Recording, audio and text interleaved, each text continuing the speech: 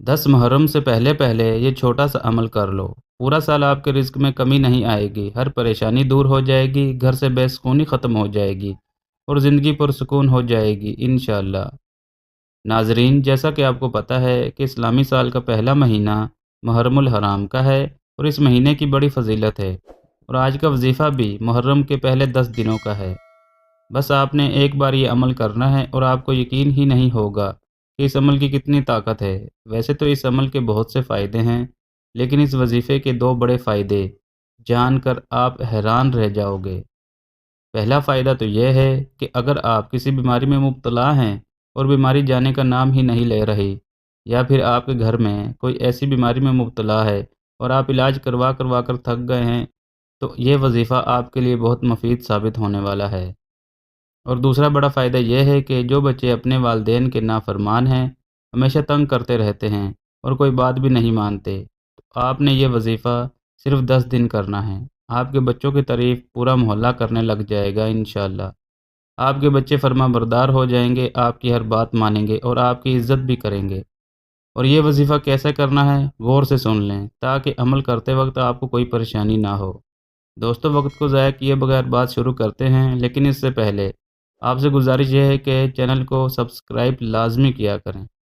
تو غور کیجئے، عمل شروع کرنے سے پہلے آپ نے وضو کرنا ہے اور سب سے پہلے نبی کریم صلی اللہ علیہ وآلہ وسلم پر 3 بار درود ابراہیمی پڑھنا ہے، اور اس کے بعد 1 گلاس پانی کا لینا ہے اور کسی ایسی جگہ پر بیٹھ جانا ہے جہاں آپ کو کوئی تنگ نہ کرے۔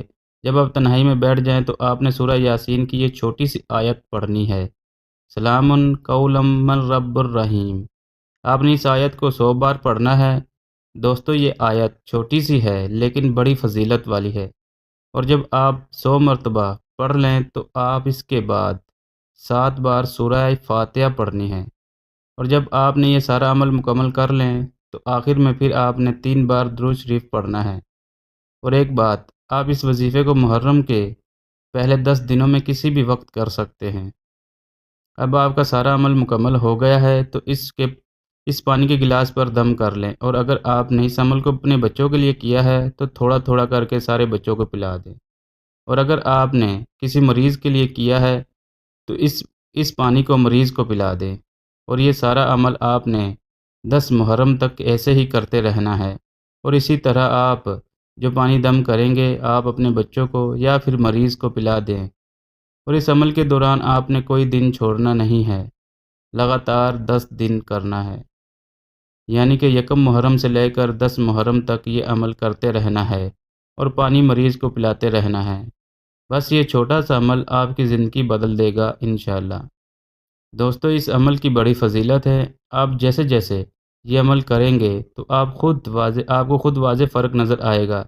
بس آپ نے ایک بار اس عمل کو لازمی کرنا ہے، آپ کو بہت زیادہ فائدہ ہوگا۔ ویسے بھی تو دوائیوں پر اتنا پیسہ خرچ کرتے ہی ہیں، تو اس چھوٹے سے قرآنی عمل کو کرنے میں کیا حرج ہے؟ شفا تو اللہ کے ہاتھ میں ہے دوستو، لیکن ہمیں کوشش تو کرتے رہنا چاہیے۔ ایسے موقع بار بار نہیں ملتے۔ اگر اللہ نے ہمیں یہ موقع دیا ہے تو ہمیں اس موقع سے زیادہ فائدہ اٹھانا چاہیے۔ کیا پتہ اگلا محرم ہماری زندگی میں آئے یا نہ آئے، اس بار ہمارے پاس موقع ہے تو ہمیں ضائع نہیں کرنا چاہیے۔ بس آپ نے اس عمل کو پورے یقین کے ساتھ کرنا ہے۔ جتنا آپ کا یقین پختہ ہوگا اتنا ہی اس عمل سے آپ کو فائدہ ہوگا۔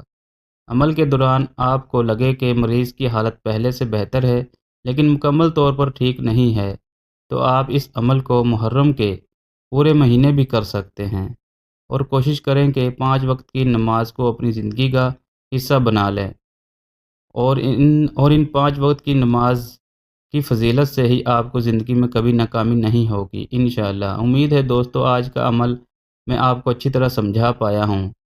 ویڈیو اچھی لگی ہو تو ویڈیو کو لائک ضرور کرنا، اور صدقہ جاریہ سمجھ کر اپنے دوستوں کو بھی شیئر ضرور کرنا۔ کیا پتہ آپ کے ایک شیئر کرنے سے کسی کی زندگی بدل جائے۔ تو دوستو، اگر کوئی غلطی کوتاہی ہوئی ہو تو معذرت کرتا ہوں۔ شکریہ۔